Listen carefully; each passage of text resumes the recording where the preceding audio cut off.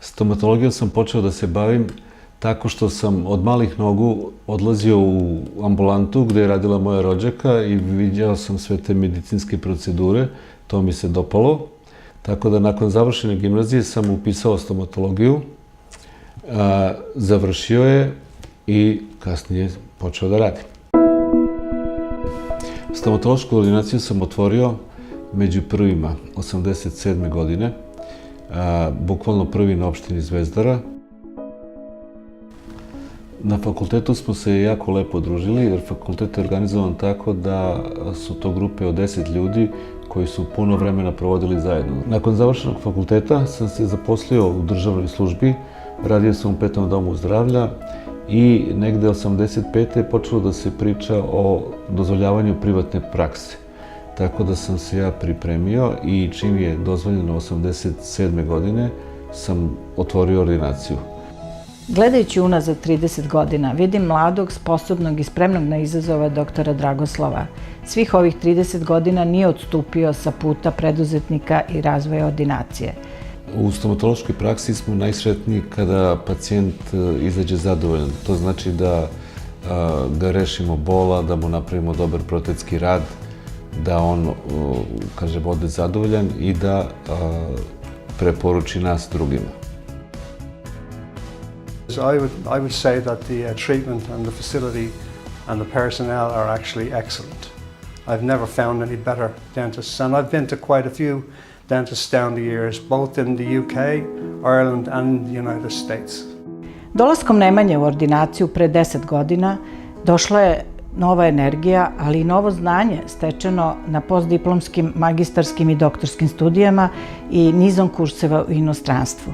87. sam otvorio ordinaciju, tada su Uroš i Nemanja imali 7 godina.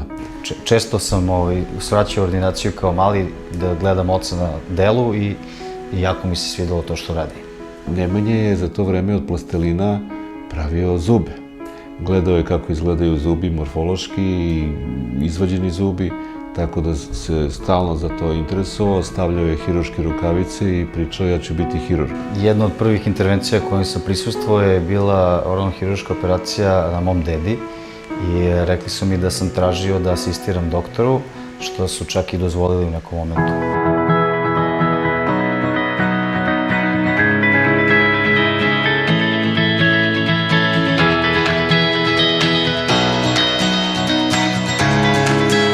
Osnovne studije sam upisao davne 1999. godine, to je godina kada su sa 6-godišnjeg plana prebacili na 5-godišnji.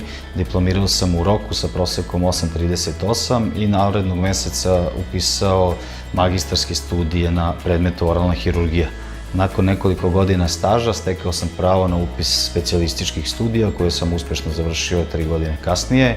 U međuvremenu sam odbranio magistarsku tezu i upisao doktorat na predmetu oralna hirurgija. Preuzimanje vođstva ordinacije nije bilo ni malo lako, iako mi je primer oca dosta olakšao tu tranziciju. Jedan od najvećih izazova bilo je ubediti pacijente da pređu kod mene, pošto su svi smatrali da sam suviše mlad, ali malo po malo to poverenje se steklo i sad apsolutno nemam tih problema.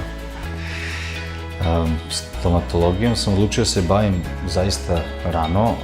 Najviše mi se svideo taj pristup sa pacijentima, odnosno odnos pacijent-lekar i mogućnost da se pacijentu pomogne.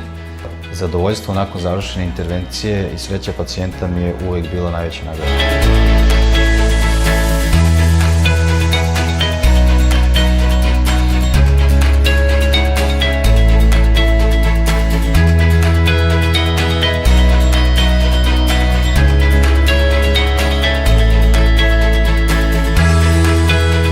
Našu stomatološku ordinaciju u bliskoj budućnosti vidim u novom, modernijem prostoru, opremljenog po najsavremenijim standardima, sa proširenim timom, ali sa akcentom na tradicionalne porodične vrednosti i pristup pacijentu kao osobi, a ne kao zubu. Budućnost ordinacije vidim kao jednu proširenu delatnost gde bi bile zastupljene sve stomatološke grane sa proširenim kapacitetom, sa upotrebom najnovijih materijala i tehnologija i po svim evropskim standardima. Naša vizija je da stomatološka ordinacija dr. Popović zadrži lidersku poziciju u Srbiji i da unapredi svoje poslovanje kako za pacijente iz Srbije, tako i iz inostranstva i to za sve uzraste. Hvala vam na poverenju. Hvala vam na poverenju. Hvala vam na poverenju. Hvala vam na poverenju. Hvala vam na poverenju. Hvala vam na poverenju. Hvala vam na poverenju. Hvala vam na poverenju.